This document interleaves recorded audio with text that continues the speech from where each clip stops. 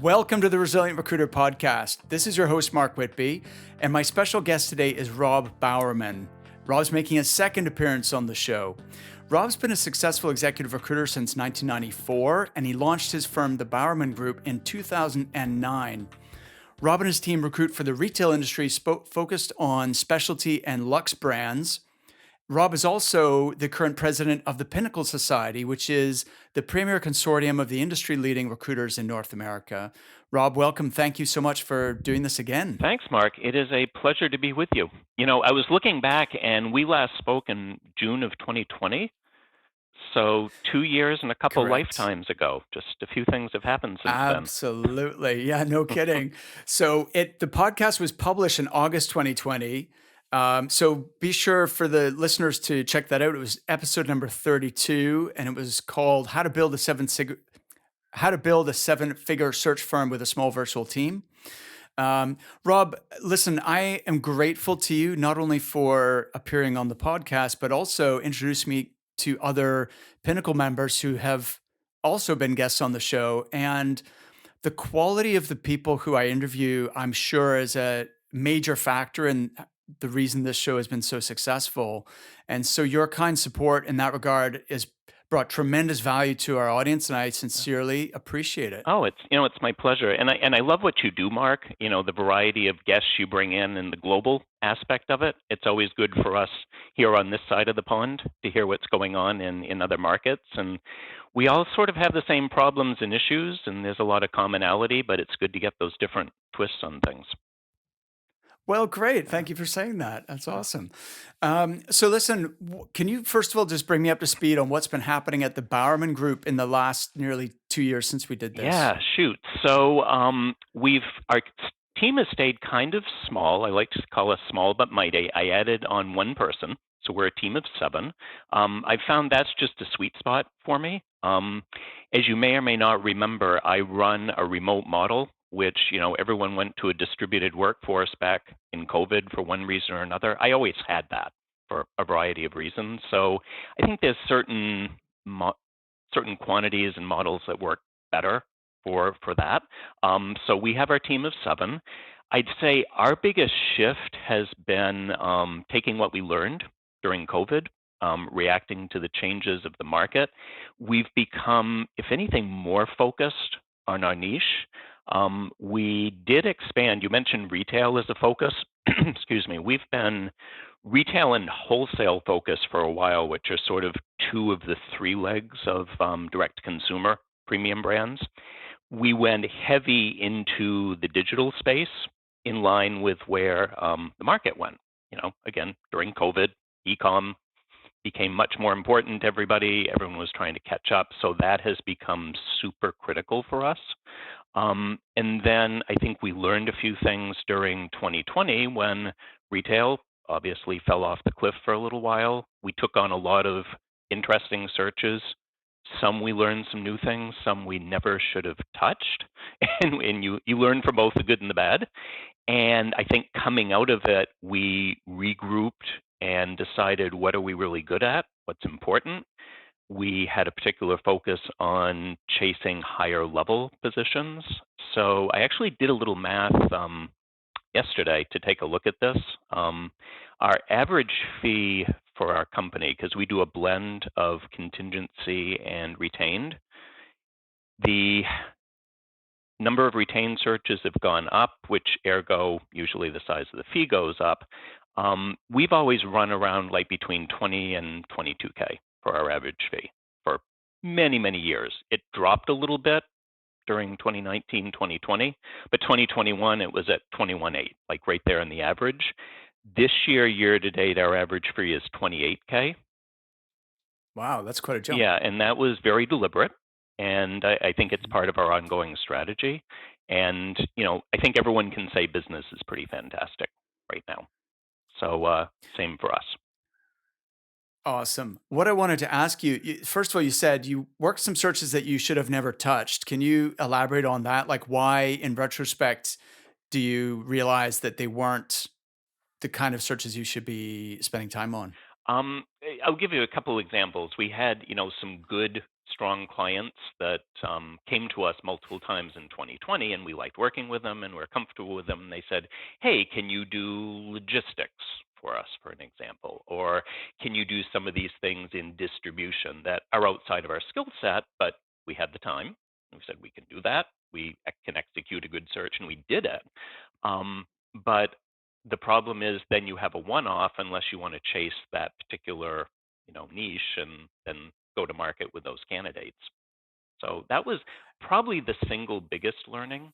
And also, there is a certain level that we've just decided not to go below because not for nothing, recruiting, let's say, a sales associate in retail is every bit as challenging as recruiting a VP for Right, one tenth of the 100%. payoff. So you just have Yes. to be smart Yeah. about No, it. absolutely. Yeah. That's great. That's smart. And so you've consciously focused on higher level roles. You mentioned that the proportion of retained work you're doing has increased. hmm Um, and so what have you done differently in order to, be more aligned with retained and move away from the So, contingency? and I use the phrase retained. I probably should have said engaged because that's really what it is. Which our I model would, understand. yeah. So same thing, except it's not the true engaged one third, one third, one third model. So we do a one third down balance upon delivery of candidate. And so a couple of Mhm. things. One is very simple, just asking for it every single time, Right. right? Yeah. As simple as that. Because I think we had the mindset that for these 90, 100K managerial level, that's a contingency search and that's baked into all of us. And once we just started asking and explained the benefits of that and how that affects the prioritization within our group and the importance of mutual skin in the game, it resonated Hmm. more than we thought it would. And just a Fantastic. better way of doing business. So, I would love to say we'll go 100% engaged. A lot of my friends in Pinnacle in the industry have made that conscious choice, and it can be a really solid business decision. I don't think we're Mhm. quite there yet because of the spread of our levels and what's a little unique to us. But, I'd say from a search point of view, it's probably quantity wise running 60/40, but from a revenue point of view, it's more like 80/20.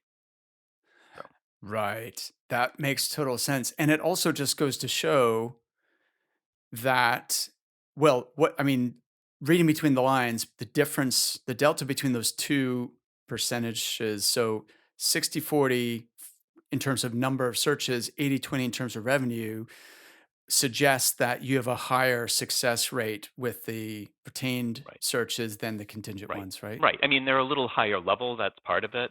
But yes, you have assurance of completion for that. Right. Okay. No, this is super interesting. Thanks for that. Um, Any other changes or shifts that have occurred in the last 2 years as you've responded to changes in the market? Those were the big ones. And then I mentioned Mhm. we grew our team by one, which doesn't sound like much, but we did add a full-time researcher on for us, which really helped our process. And that allowed the people that are focused on frontline candidate development to spend a little less time on building the pipeline and more time reaching out to the pipeline. So that's been a Excellent. pretty dramatic, by one person, a pretty dramatic enhancement to our process and efficiency. I can see that. And I mean, if you've got a six-person business, every new hire is significant, Right, isn't it? I mean, right, it's as a percentage of your total team, that's an important exactly, step. That's exactly. awesome. Um, I know that at the Bowerman Group, you are one of your core ideas is the importance of client experience, Mhm. not just for client companies, but especially for candidates. Could you talk a little on, you know, why the client or candidate experience is so important? Okay. Let's start with that. Yeah, I mean, and a little backstory to that because that's a pretty Mhm. common phrase. I mean, everyone uses client experience for one thing or Yes. another. But it's really dawned on me that because my particular group is retail centric, our team is born from retail. Really everyone in our team came from it in one way or another. So I think we came into the business with a client service mentality. So that's kind of baked in to who we are. And it really started dawning on me that when we're spending all of our time, whether it's retail, wholesale, e-com, a big part of our conversations with candidates is about how they are building client experience for their brand, because that defines a consumer brand success if you're retail, website, whatever that might be.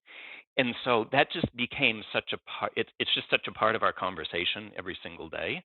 And I realized that we're also living that in how we run our business and have been just innately focused on that client experience.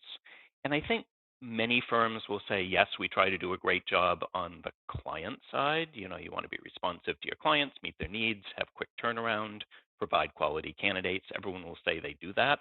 Some do it better than others. It was always really lacking on the candidate side of things. And I think particularly in the contingency side of the business, but even in engaged, like the stories we would hear from candidates. And I think I shared this with you, Mark, and you had commented on the post that I did a LinkedIn post just one day. It was a random thought. I had talked with a candidate and I was just doing our thing and calling her back and explaining why she wasn't moving forward in the process, and did it within our target of 48 hours after the interview. Um, and this person was so grateful for it and said, Rob, I can't tell you the number of times I'm left hanging. You know, that I go, whether it's internal recruitment or external recruiters. And I just did a post and I said, this sort of amazed me that, you know, this isn't common practice. We're in a people business. It seems like just treating people well is what we should be doing. And it was probably one of our most commented on, liked posts of the year. And it just really struck home that that's an issue, and it's been an That issue is for an a while, issue. right? It's massive. And I remember seeing that post because I mean you got a lot of engagement on that LinkedIn post. In fact, we'll link to it in the show notes here because it was a great LinkedIn Mm. post. But it just the fact it resonated demonstrates how big of an issue this is.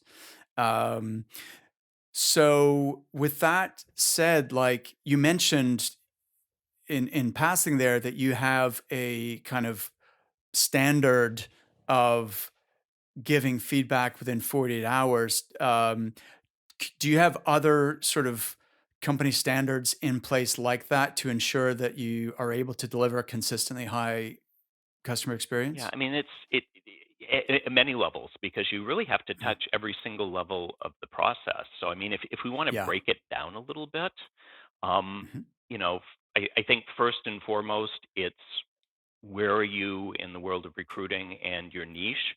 Do you own your niche and are you a thought leader in it? So I think it has to start there. Like you have to know what the hell you're talking about when you're talking to your clients and you're talking to your candidates. You have to have that credibility.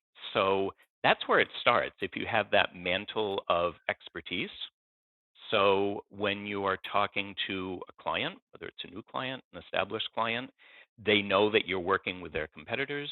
They know that you have been really established in this industry. You can talk intelligently about it. You can offer feedback. Mhm. And so you start that with the job intake call. You know, how many times do we get the recruiter training of, you know, all the questions you should ask when you take a good job order? And yes, you naturally do that. But then if you are a market master, then you ask the more in-depth questions, and that makes your search more efficient because you're going to find the candidates that align to both the hard and the soft skills. But also, when you're speaking with those candidates, you're showing your knowledge, you're imparting the knowledge not just of the industry, but of what that particular client need is. And again, that's an area we get feedback from all the time from candidates that, you know, they're used to getting these calls and they're sent a job description and maybe they know what the pay scale is and nothing more. And we have to get into the culture piece, Of right? course. All right, awesome. So, can you give an example of the kinds of either questions or at least topics that you would get into with a client where they would tell you, Rob, wow, you're like other search firms we worked with don't really probe on these areas. Well, I think starting with the obvious one, why is the position open? And if it was Sure. vacated by somebody, okay, what didn't work with that person? And really getting them to open up on it. Was it an internal promotion that they over promoted? Was it somebody external that the culture didn't match? All of those things. And I go to culture a lot because in our world, you can imagine in sort of the fashion and luxury world, there's a lot of nuances to the culture that maybe you don't have in other industries, but that ends up being the make or break for us. So it's part of that. We will really insist on, while we're partnering with HR, can we have a conversation with the hiring manager? That can get tricky. We all know that, but it's important, what does that hiring manager look for? And again, the hard skills, the soft skills. So it's really probing. And if you do it right, it's a good half-hour intake call, which seems like a lot, but if you think of the time that saves you on the back end, it's an awfully good investment of time. Um, Totally. yeah. Absolutely. So it's not like a script of Um, questions, but I guess just open-ended leading yeah, questions that get you the answers that other people don't necessarily go for. 100%. I get that. But while we're on the subject, how do you navigate the issue of partnering with HR while also having access to the hiring manager? Yeah, and that's isn't that the trick as old as time in recruiting? Everyone. Yeah, And exactly. I never subscribe to the mindset of go over HR's head. Like I've never Right, been right, in right. in 20 years. I've never been that way, and I feel like maybe that's gone away a little bit. You can't ignore it, but if you make it clear from the beginning that my job is to make you better, my job is to get your position filled faster, and so I want to make you a partner. And if they see you as a partner, not a threat, that's step number one. And sometimes that takes a minute. Correct. Sometimes you literally have to get through a whole search and be successful and have them see that you're not that person and that they trust you. And then Yes. Trust is important. trust is huge. And then it's Yeah. having them on the call. Ideally, you do a three-way Zoom with the hiring authority. They see the Yeah. questions you're asking. Maybe it's questions they didn't think of before. And you just include the HR person as part of the conversation. And if you're respectful to them, in general, they'll be respectful to you. I mean, um, this is such a recurring topic and always has been. I wrote a blog article about how to get access to hiring managers without alienating HR. I'll include a link to that article to the show notes here. But yeah, trying to bypass them is not going to work. That's going to come back and bite you. At the same time, being um, just accepting that, well, I guess I can't talk to the line manager. That's just the way it is not the right approach either. It's definitely a conversation needs to be had and negotiated, Hmm. which you know, um, and I think insisted upon really in order for us to do our job properly. But it has to be put across in terms of including them, making them feel like you respect them and that they are still going to be in control of the Right. process. They're going to be in the loop. They're going to, you know, and at the same time, you're just going to make their life easier, and we're going to get a better outcome here. So, Right. And yeah, in totally. contingency searches, you do have to realize they're doing their own thing. Maybe they post the position, maybe internal talent acquisition is working on it, and that's fine if you know the rules in advance. And I'll always say to, internal HR, I'm happy to partner with you, but I won't compete against you. So if your Mm. mindset is Mhm. you're going to fill in around the blanks, but I'm going to focus on this, then that's not a good search. But if you say to me, I've done this for 2 weeks, here's the 5 people I have, here's my benchmark, here's the two we're moving forward with, and I'll say, okay, great. I can go to market with that and present at or above that benchmark, then that generally works. And by the way, we always win those. Because Great. I like that. That's a when good does example. internal talent acquisition ever pick up the phone and recruit? So, Zero. right. So you always win if Yeah. you do it right. Okay, fantastic. So coming back to the topic of client experience, you explained that this is something that has to be incorporated at every stage in the process. Mm. And so we've spoken a little bit about the client intake call.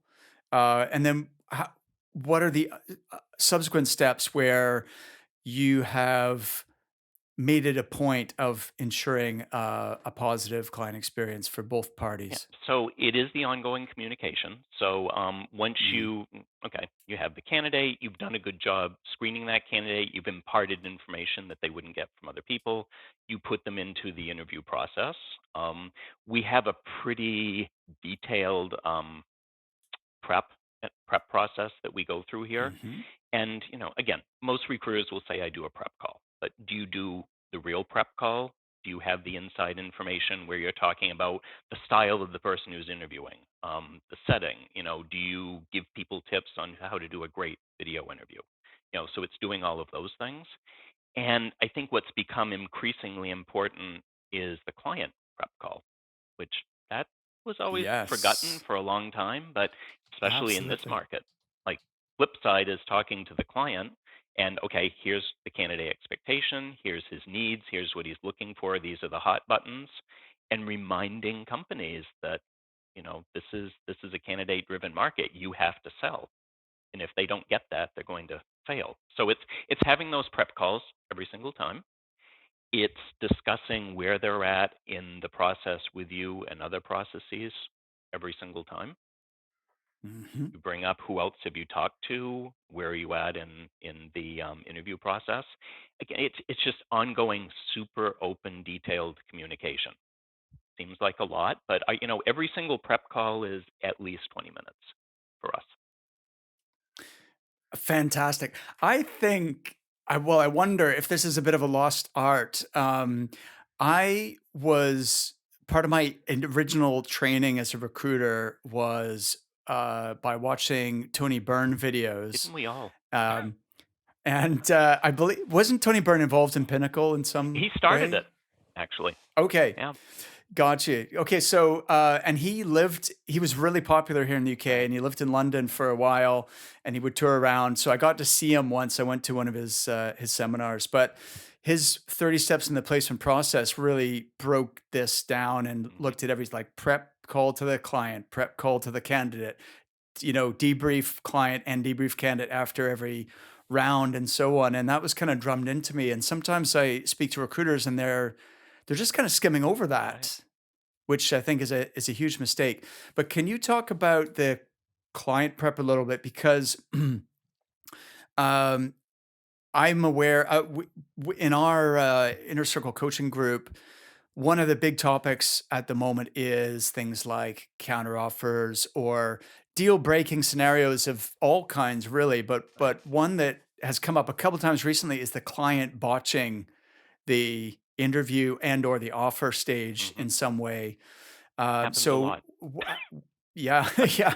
So, what do you guys do in your process to preempt that? Yeah, and again, I can't sit here and say it's perfect because we're dealing with people on both sides of the equation, and botching can Hmm. happen at every step of the step of the Right. way. But if you do the right job, you at least minimize that. So that conversation, and again, if we're honest with ourselves, sometimes you're not getting that client on the phone; and it's an email. Sometimes it's a very detailed email. Read this before the interview, but again, it's basically informing them of this is this is why we reminding them why we like the candidate. This is what they're going to bring to Mhm. you. These are the successes that they've had. Um, and then here's what they're interested in a company. Here's what they like about your culture. Here's what their pain point is, where they're at. Or conversely, hey, this is a candidate I recruited for you. They are happy as can be at their other company. They're curious. Mm, They took this interview because we have credibility with them. And I've talked up your company and your opportunity. But you have to sell this, but know that they don't have a compelling reason to leave. So here's mhm. what you offer in your company that could be better for them that you should emphasize. And Brilliant. and yes, and I'd love to say it's utopian and everyone listens and does what they're supposed to. They don't, but again, you're Hmm. minimizing risk at every step. Hmm. Totally. I mean, just out of curiosity, since we're talking shop, Yeah. this is a bit tangential, but one of the things I learned from Tony Byrne was the characteristics of a placeable candidate. One of those is multiple compelling reasons to consider a move, and if they either A, are only moving for money, or B, you know, aren't really like wouldn't are unlikely to make a move for the right opportunity, then they're a high risk candidate, and we probably shouldn't present them. Do you go with that, Well, I or mean, that's a good solid rule, and given a choice, yes, you'll move forward more aggressively with the candidate that has pain points. But if yeah, it's a really tight search, and we have those, our world is yeah, incredibly small, and you have the sure, candidate, and Chanel wants somebody from Gucci or whatever it might be. You're obligated to provide that person, and again, use yes, your credibility. Um, there's always, if they're moving forward with you and they're willing to take an interview, there's always something compelling, sure, that's true. right? So Yeah, I don't disagree with what you say, and we're always prioritizing that for sure. But you can lean in, and if you dig deep enough, you find those one or two things. And then if you know hmm, legit that your client company has that, you can build that if everyone does their got job it. right. Yeah, Yeah. no, totally. So, coming back to our theme, then, what else defines a positive client experience? Can you give us any more examples of that?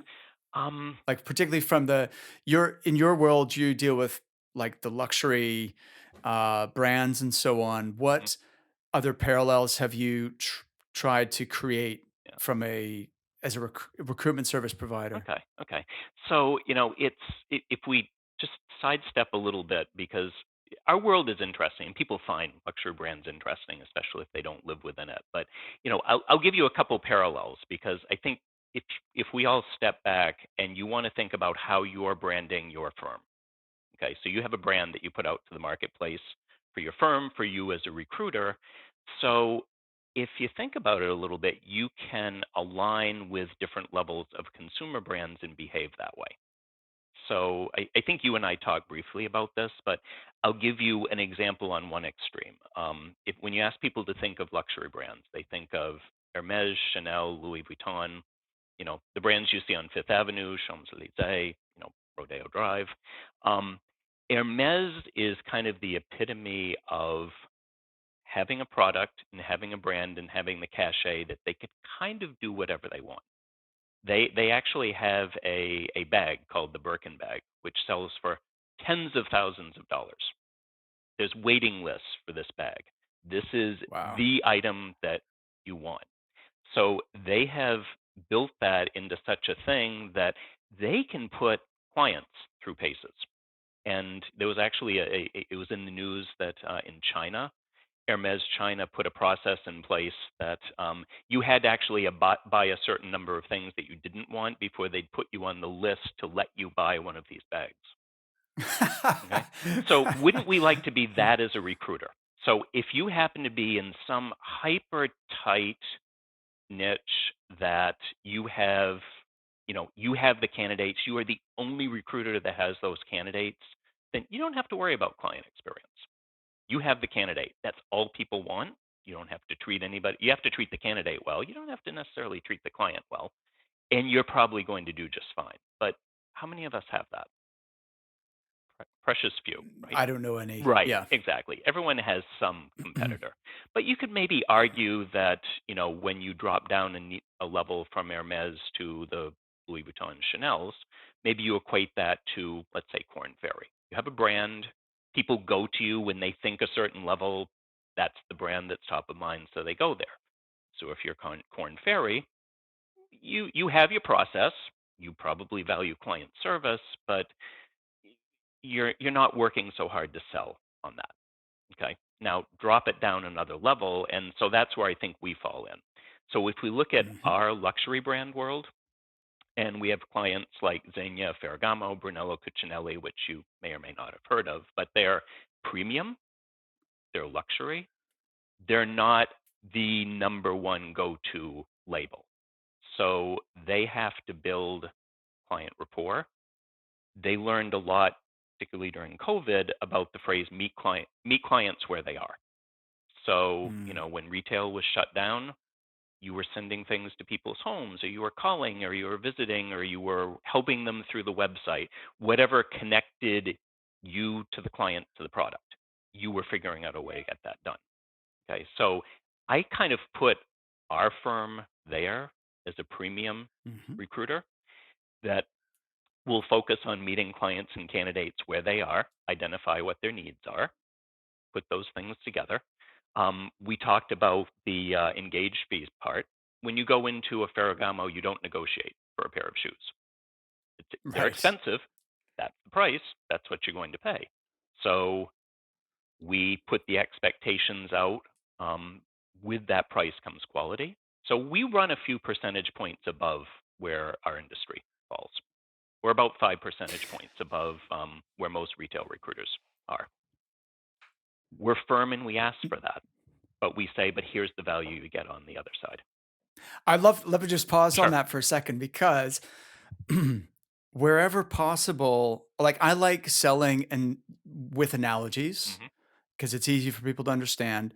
And wherever possible, I encourage recruiters to choose analogies that from the industry they serve, because then it's the person will immediately relate to and understand what you're saying. And you just gave a perfect example of that in explaining what your fee is and presenting it as um, it's just this is the fee, it's not negotiable. And you have a ready example from the fashion industry Hmm. where um, it is expensive and here's why kind of thing. I love that. Yeah, exactly.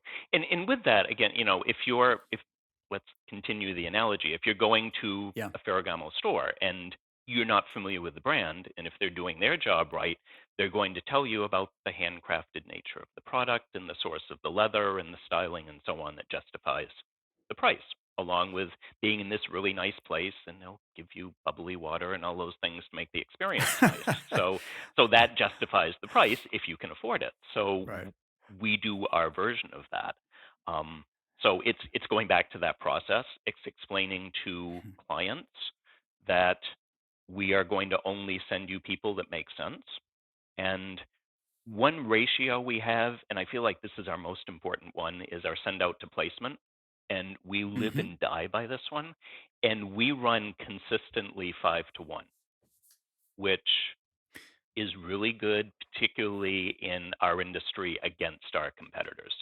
So that's one of the first things I talk about with clients. Like, okay, I'm not going to get you a resume this afternoon, but I will get you great candidates within 5 days or so.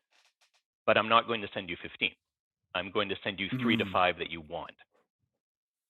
And if they buy into that, I have them forever because they value that time savings, they value the quality. Flip that to the candidate side, they know that they're not getting a call from us on every single thing. We curate quite a bit. We try to be focused in the outreach. We try to engage with the candidate. We tell the story, and we'll get this feedback a lot from candidates. Rob, I like your group because you have great jobs, you have great clients, but you don't call with things that waste my time.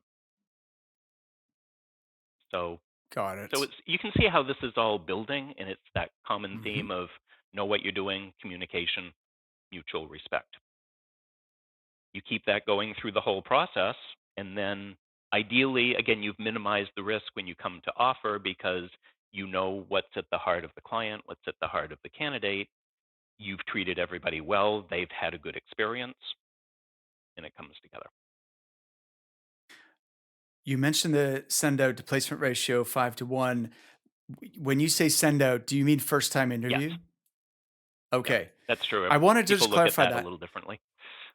Yeah, Yeah, I know that. Well, that was Tony Byrne always called a first interview a send right, out, but I find sometimes when people hear send out, they think right. submission, and then it gets No, confusing.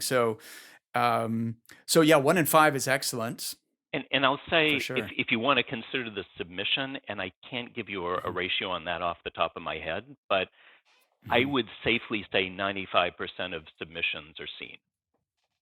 because we built the credibility. Aha. Okay, so I'm glad you said yeah, that because that's because important too. yeah, I'm a huge believer in metrics in knowing your numbers so that you can over time you can improve them, and if you can improve across a range of areas just by a little bit, then they multiply together and give you a compounding effect, right? So if you improve your submission to interview ratio and your interview to placement ratio and your average fee, et cetera, et cetera, Hmm. then you it for the same amount of effort you're amplifying your return Hmm. on effort there. So 95% is exactly where it should be. I find recruiters wh- when I ask them to share their metrics for this exact purpose to A benchmark so you can improve, but also B to analyze, um, use it as a predictive tool.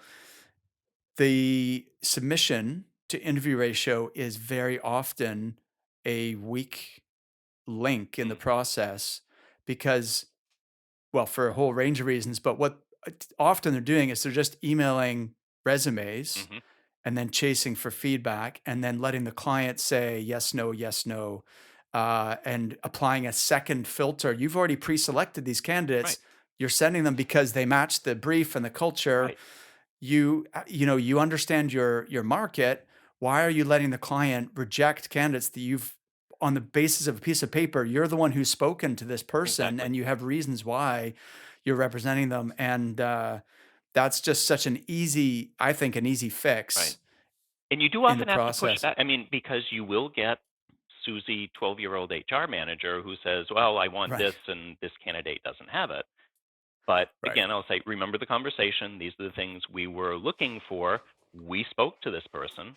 And oh, by the way, they may have spoken to two people here. They may have spoken to the frontline recruiter plus me as the person submitting because they had more questions. Like, so I've asked all those, here's why I'm submitting. So wouldn't it be worth Yeah. your time rather than judging just on the resume?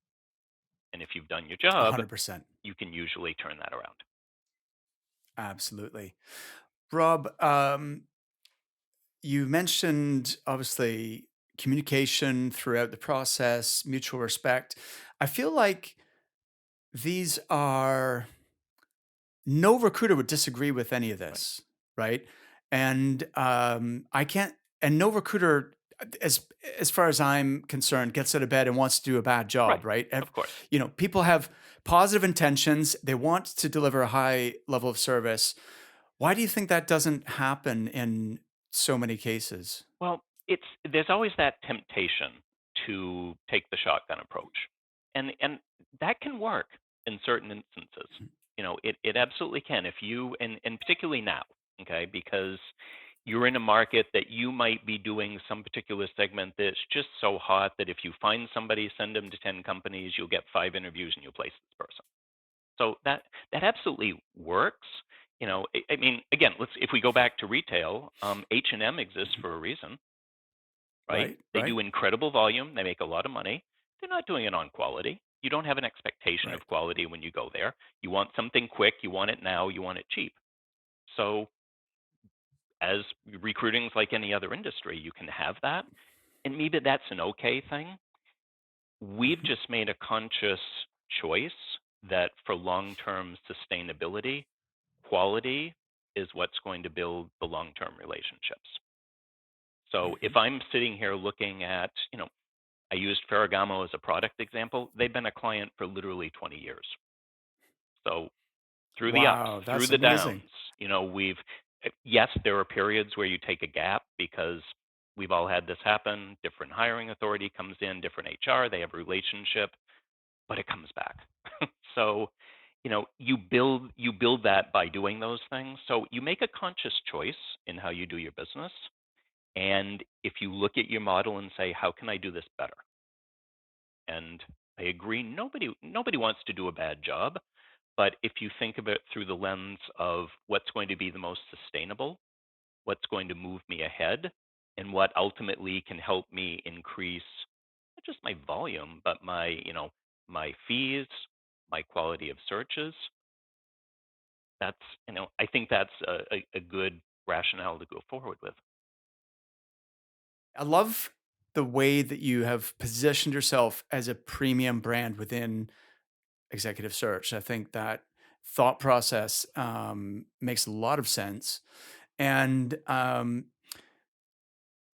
sometimes I just wonder if it's a breakdown, like for those who are struggling to meet that standard, I wonder if it's partly people feeling massively stretched, overwhelmed, um, like they have to serve the client because the client pays the bills Right. ultimately, but things slip through the cracks and it's probably going to be on the candidate side, right? Because although of course you could argue they're your future clients and they also are referral sources and everything else. Hmm. Um, in the short term, it's easier to ignore the candidate side than the client side. And I wonder if partly it's driven by that the constant pressure that we're under to deliver and to, bill and so on. Or maybe it's they just don't have a effective process in place. I don't know. How do you guys address this issue of like just there's only so many hours in the day, you're under huge pressure to deliver for clients? How do you make sure that you still call every candidate within 48 hours to tell them, I'm really sorry, you're not moving forward, here's why, etc.? Yeah, and I'd love to tell you we're perfect. We're not. I put that in the post. Like we're not perfect, but we try hard to be Yeah. perfect. So I Yeah. think if you set up your framework that way, so we use PCR for an Yeah. ATS system, and we've structured it such that it's there and it's visible and it's very obvious, like what stage the candidate's at. And we built into our process that once you know who's moving forward, you look at the little symbol by the candidate name that interviewed, and if it doesn't have the X, then they're still active. And you don't turn it into an X until somebody reached out to that candidate. So now, do you try to be efficient about it? Yeah, I mean, in a perfect world, I can have a lovely 10-minute debrief with every single candidate on all of the reasons why. To your point, sometimes the volume doesn't allow that. But if you place the call, you leave a message because nobody ever answers the phone, and you say, give me a call back. And then if you don't hear, you at least do a text explaining, hey, not moving forward, two little sentences why. Give me a call if you want to talk further. Great. That gets you Yeah, there. absolutely. There's ways to Yeah, get yeah. yourself there, but you have to at least make the effort. And is it always 48 hours? No, sometimes you don't hear from the client, but you have to have a goal, and you start from that. Awesome. And I heard an interesting idea from the CEO of a local firm here in Edinburgh called I Multiply. And I think they specialize in accounting recruitment.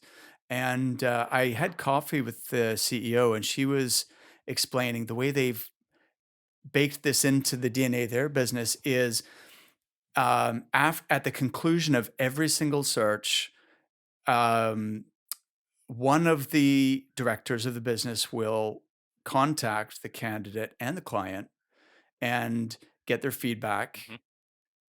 And they have a rating scale. I don't know how that works exactly, but they have a score card basically.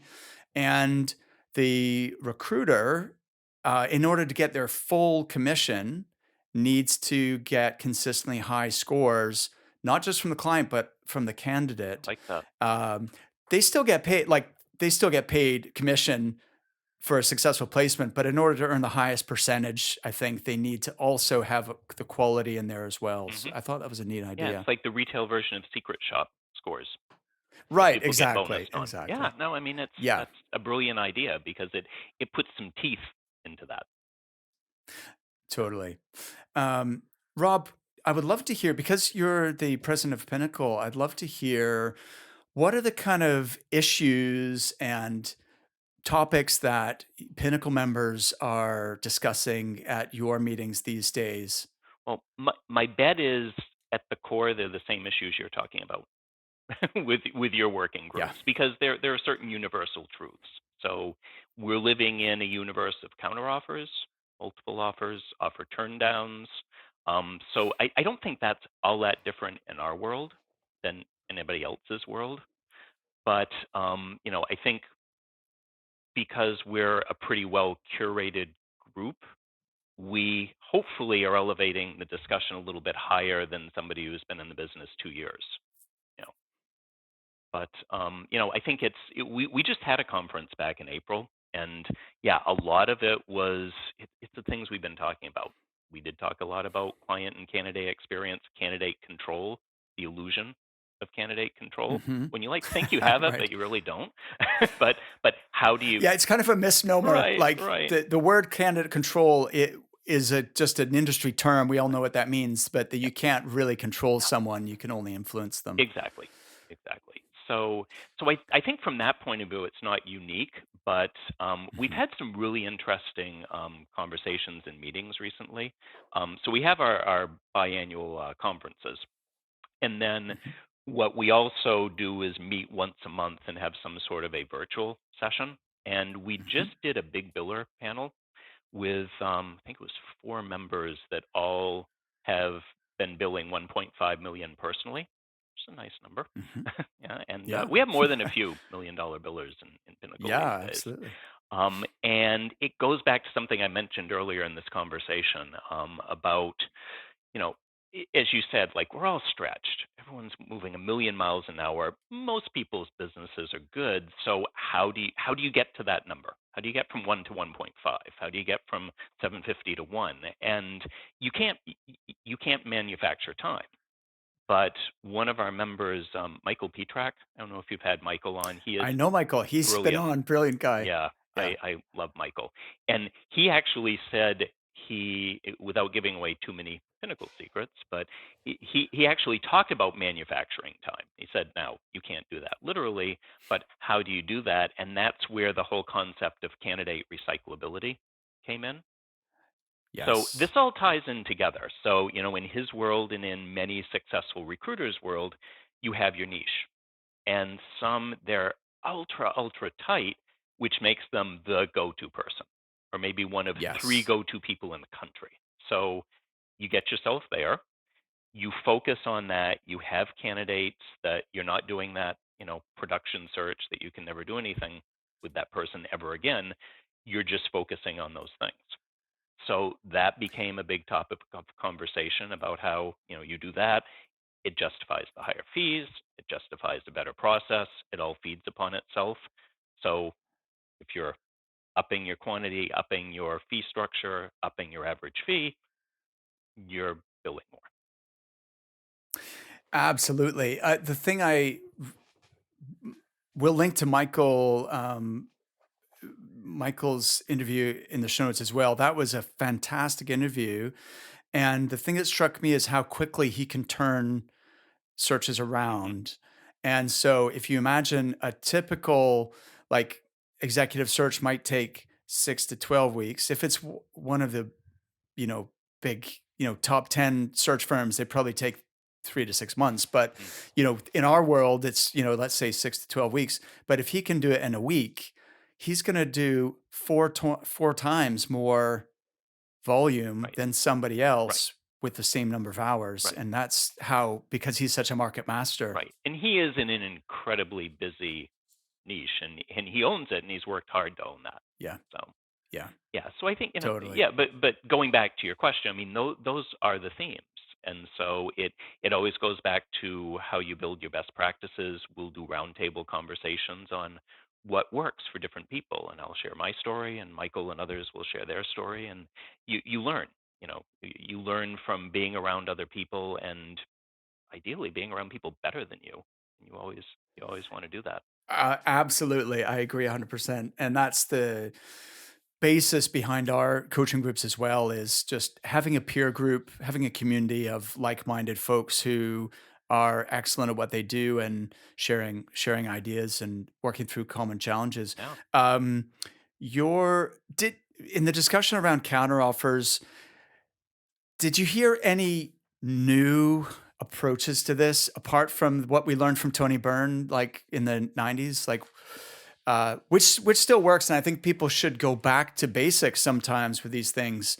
And sometimes when you have counteroffers, it means that you've not had a tight process, you've gotten a little bit sloppy, you didn't qualify at every stage, you didn't do your trial closes and so on and so forth. But I just wondered if there's anything new.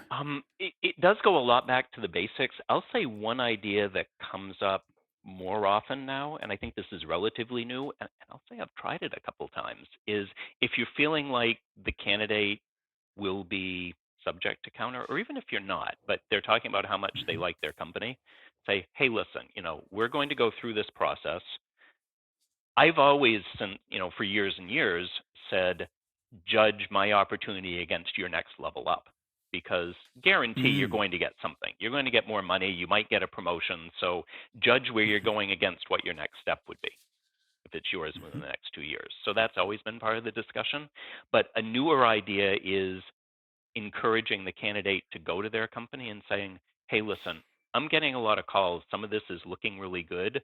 I'm thinking of going to this other company, and just get the counteroffer out of the way. Yes. Yeah. And this Absolutely. is this is a world that can work in, and better to know Yeah. now than later in the process. Absolutely. Yeah, Agree 100%. yeah, Um, I think sometimes, like, it's just candidates are getting such crazy offers now, which I think that's the unprecedented part. Counter offers are nothing new. right, Um, and I actually like that idea of telling the candidate to go and ask for a raise before you start the whole process hmm, is a good one. Um, but sometimes I think the candidates themselves are even surprised, like they're thinking, "Nah, I want to move for this, then this, and this reason." But then it's such a big increase that they're taken aback. right. And I don't know how it's working over in your corner of the world, but we're Mhm. now a few years into most markets, and basically every market we recruit in, that we cannot, as recruiters and companies cannot, as hiring authorities, ask current salary. Right. So you ask Yes. expectations. So that's a whole other level of Right. conversation. So Mhm. if you've been doing your business enough, you kind of know if somebody is totally out of whack, and you can rein that in a little bit. But Yeah. but that takes that part of the dynamic out. So they're Yeah, yeah. they're at 120 and your job pays 180, but they put Mhm. out their expectation is 180. It would help to know that they're at 120, not 160, because that tells you what the counteroffer is. We're missing that Right. information, and candidates are awfully Yes. clever now about what they Yes. reveal. Yes. No, Yeah, absolutely. That does add a dimension which is yeah. challenging. But Um, going back Go to ahead. rapport, and if you've Mhm. engaged with the candidate well, very often they'll tell you. Like, they're much more open. Right. You have some that are just, they're Fort Knox and they don't open up on it. You have to play it accordingly. But if you've Yeah. done your job well, you have a higher likelihood of getting to the real numbers. 100%. That is absolutely true. And part of that is if you're transparent, forthcoming, honest, and showing respect and also showing your market knowledge, giving value, showing that you're a market master, as you said, you're more likely for them to buy into you, number one, and also number two, to be more open, Right. reciprocally with what you're sharing. So, Exactly. Exactly. yeah, no, fantastic. Rob, it's been an absolute pleasure catching up with you again. Is there anything that you wanted to talk about today that we haven't covered? We definitely hit the high points. I mean, this is such an amazing time to be in our business, isn't it? It's fascinating and amazing. I mean, it's a low bar to entry to get into recruiting now. I always say recruiting True. and real estate are similar. Like, when the market's hot, Yeah. anybody can do it, and you can throw crap and you'll do fine. and Right. and that happens, and then the Yeah. market turns, and then those the crap throwers go away. But I think it's just a good reminder for everybody that there is value to being premium, to having a quality process. It goes back to what I said. That is much more sustainable over time. That will carry you through the bad times. And it's not a lot more investment in time if you do it right. You just keep that mindset all the time. You're right. It is a shift in mindset more than anything, and then a commitment to live up to the positioning that where you've put yourself. But you hinted at or raised a good point, which is that, there's a lot of uncertainty right now about where the market's going. The stock market is down, due to so many different Hmm. reasons, inflation, supply chain issues with wars and so on. Um, what's your as you're in your role as president of Pinnacle, but also just running your own firm, what's your attitude towards this, and what are you doing to ensure that you are going to, you know, have a sustainable business regardless of where the market goes from here? Yeah, so I mean, a couple of things. One of which is, while still having a quality process, we are chasing and working really hard and relishing this time because it won't last forever. I think Right. conventional wisdom seems that, we have until probably the middle of next year, barring any crazy things happening. So we still have a few Yeah. months, but we don't have years of this. So this is the time to absolutely maximize. And then I Yeah. think it's being really smart about what you're concentrating on and what your niche is. And that's why, like Hmm. I said, we pivoted. We in particular looked at the digital space because that was the natural add-on. So if you're in the business, look at horizontally where can you spread out and build your universe that's a natural sort of one step over from what you're doing without starting from Yes. scratch. So Yes, definitely. so think toward those future things and do think from a quality and a relationship point of view because you want everyone to remember you on the other side of things. 100%. And I mean, you yourself are in with your shift to e-commerce almost in a position that the COVID epidemic didn't hurt you. In fact, maybe it benefited you.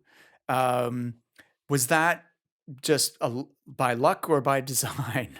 Well, you always want to say it's by design and you do things purposely, but luck comes into play because it goes back to that control thing. There's so much we don't control. But no, but I mean, it was deliberate and we had been aiming in that direction for a while. Mm, But I will tell you, and we have the retail and wholesale side. That is phenomenally busy too, because retail didn't go away. People missed it yes. when it went away. It came back. It Yes. came back differently, and Yeah. that created recruitment opportunities because companies needed leaders who were more resilient, who were more creative, Hmm. who got their company through COVID. So even in the more quote unquote traditional channels, that has been really Hmm. busy for us. So we've seen escalation Brilliant. really on all three legs of our stool, as we like to call it. But ecom is That's and awesome. digital is the tricky one because that's the evolving one. Yeah. Yeah. Fantastic. Rob, it's always a pleasure. And thank you so much for sharing your wisdom and experience and unique perspective. Yeah, thank you. I love chatting with you. This is fun.